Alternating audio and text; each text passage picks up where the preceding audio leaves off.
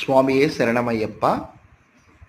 స్వామి, మనం ముక్కోటి దేవతల్ని కూడా కొలుస్తూ